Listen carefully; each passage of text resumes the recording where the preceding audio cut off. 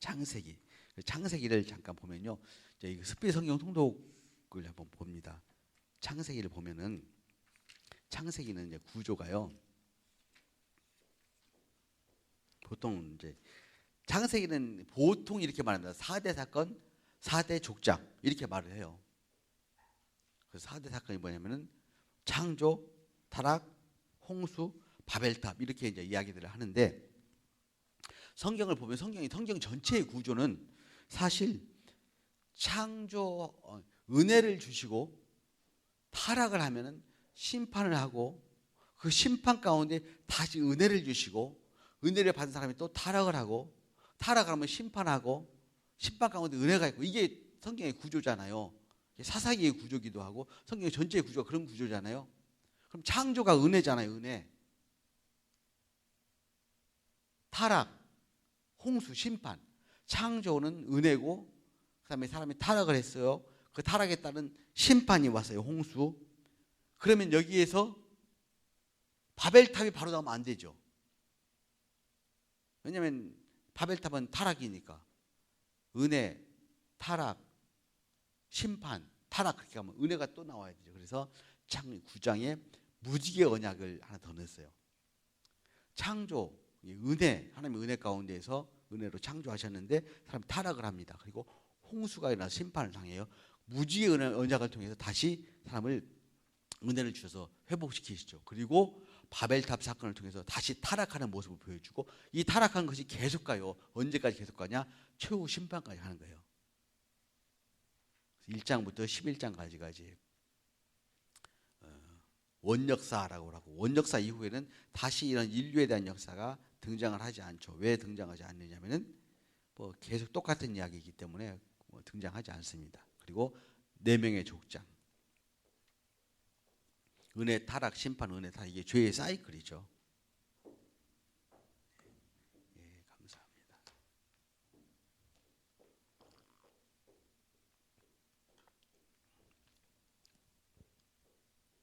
잘 아시는 대로 4대 족장은 아브라함, 이삭, 야곱, 요셉. 이게 이제 창세기 전체의 구조라고 볼 수가 있고요. 이제 제가 스피드 성경 통독을 만들면서 이제 교회에서 이거 활용하실 때 어떻게 활용하시냐면은 번호를 붙여놨어요. 번호를 창세기 1장 보세요. 1장 1절 2절에 위에 1 동그라미 1이고 천지와 인간 창조 이게 돼 있죠. 은혜. 그다음에 3장에 보면 2 인간의 타락 써 있죠. 타락. 그리고 그러면 3은 어디서 나오냐면 6장 13절에 위에 보면은 3 동그라미 되죠. 정리를 하는 거예요. 정리를 제가 이렇게 형님 읽으면서 정리를 한 거예요. 노아의 홍수 심판이죠. 그다음에 9장 위에 보면 4 무지개 언약 은혜죠. 또 11장에 가서 보면 5 바벨탑 타락 그러죠. 그리고 이제 4명의 족장 얘기가 다시 나와요. 4명의 족장이 11장 29절부터 아브라함 나오죠. 그러니까 창세기 12장을 11장 29장 위에다 붙여놨으면 훨씬 더 내용이 정리가 잘 되는 거죠. 근데 이 스테판 랭테는 천주교 대주교가 장을 구분을 잘 못한 거죠. 사실은. 예. 이렇게 위에다 붙여놨으면 훨씬 더 우리가 이해하기가 쉬웠을 거예요. 근데 아브라함 얘기 나오고 아브라함 부르시는 이야기부터 이 12장으로 해놨죠.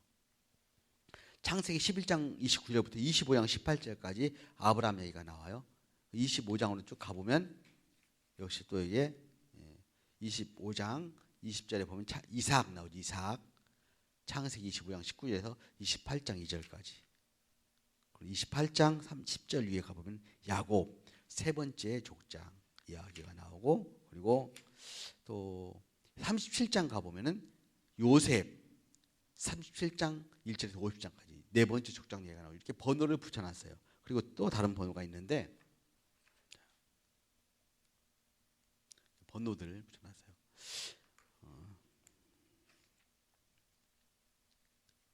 창조는 어디 보면은 14장을 보세요. 14장 창세기 14장 최초의 중동 전쟁 누가 그렇게 말하던데 최초의 중동 전쟁이 일어나는데 시날 왕, 엘라살 왕, 엘람 왕, 고임 왕이 소돔 왕, 고모라 왕, 아드마 왕, 스보임 왕, 소알 왕과 싸우니라.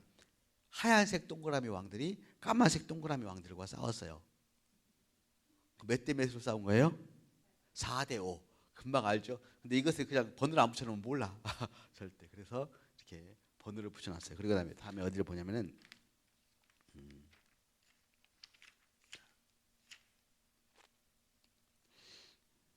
29장 보세요. 29장 32절 보면 레아가 임신하여 아들을 낳고 루벤이라 1번 큰아들이죠. 시므온 두 번째 아들, 레위 세 번째 아들, 유다 네 번째 아들. 그리고 30장을 보면 단 다섯 번째, 납달리 여섯 번째 아들, 7절에 11절에 보니까 갓은 일곱 번째 아들, 아셀, 이사갈, 스불론, 요셉. 요셉 몇째 아들이에요? 11번째 아들. 막내 아들이 아니고 11번째 아들이죠. 자, 그런데 35장 보세요. 35장 23절. 레아의 아들들은 35장 23절. 레아의 아들들은 루벤과 첫째 아들, 시므온과 둘째, 레위 세 번째, 유다 네 번째, 이사갈 아홉 번째, 스불론 열 번째 아들. 그러니까 레아는 첫째, 둘째, 셋째, 넷째, 아홉 번째, 열 번째 아들 낳은 거죠. 이게 동그라미가 앞에하고 연결되어 있어요. 이렇게 해놓으니까 이게 몇째 아들인구나 쉽게 알 수 있죠. 라헬의 아들은 요셉과 베냐민, 비라는 5번, 6번, 실바는 7번, 8번 이렇게 나왔다. 그래서 야곱의 아들들의 이름 번호를 붙여가지고 쉽게 성도들이 볼 때 쉽게, 우리 성도들이 이거 잘 모르니까 성도들이 볼 때 쉽게 해주려고 이렇게 번호를 붙여놨어요. 그 다음에 창세기의 족보가 나와요. 족보가 원래는 톨레도지라고 하는 말이 족보라는 뜻이에요. 그래서 톨레도지 10개가 나와요. 그래서 어떤 분은 이렇게 주장해요. 창세기는 10개의 톨레도스의 모음이다 이렇게 말해요. 10개의 톨레도스의 모음이다. 모세의 저작권 인정하지 않는 사람들이죠. 그 아는 사람들은 10개의 톨레도시 모여서 창세기가 된 거다라고 말을 하는데 우리는 창세기를 모세의 족보라고 저작이라고 믿습니다. 뭐 특별히 명백한 증거가 나오지 않는 한 그렇게 믿고 있는데, 그런데 우리말에 번역된 것 중에서 족보로 번역된 것이 4개가 나와요. 어디가 나오냐면은 4장 보세요. 4장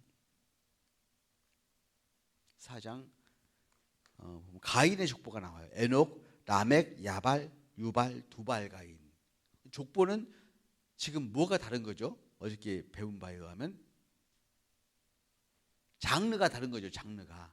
그죠? 장르가 다르기 때문에 여기를 주황색으로 해놓은 거예요. 주황색. 장르가 다르다. 5장에 보면 아담의 족보가 나오죠. 아담의 계보를 적은 책이니라. 아담, 셋, 에노스, 게난, 마할랄렛, 야렛, 에녹은 무드살렐라 나온 300년을 하나님과 동행함으로 하였더니 하나님이 그를 데려가시며 세상에 있지 아니하였더라. 무드살렐라, 라멕, 노아는 셈과 함과 에베셀. 아담의 족보도 족보니까 색을 다르게 해놓은 거예요. 그런 의미예요. 아시겠죠? 그래서 지금 심화 과정을 들어야 사실은 스피성경 등록을 잘 사용할 수 있어요. 그 다음에 10장에 보면은 노아의 세 아들의 족보가 나오죠. 그리고 11장에 셈의 족보가 나오고, 족보는 색깔을 다르게 해놨어요. 왜냐하면 뭐가 달라서?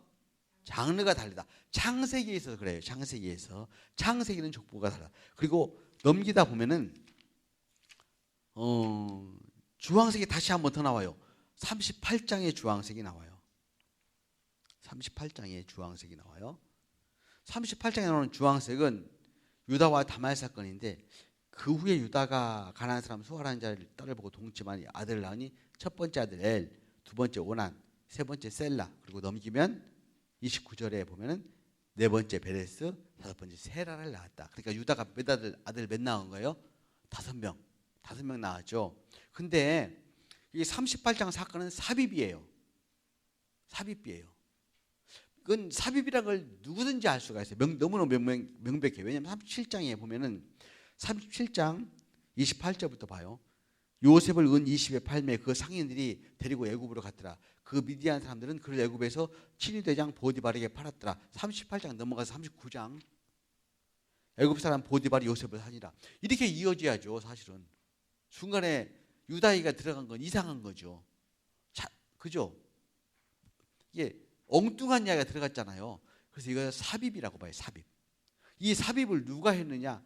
저는 고민하다가 에스라가 이걸 삽입해요. 에스라가. 왜 에스라가 삽입했냐면은 이 유다의 사건을 통해 가지고 어떤 이야기를 하고 싶어서 에스라가 삽입을 했냐면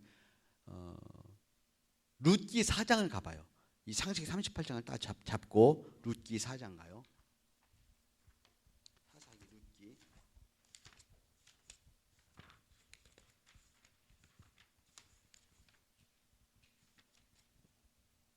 18절.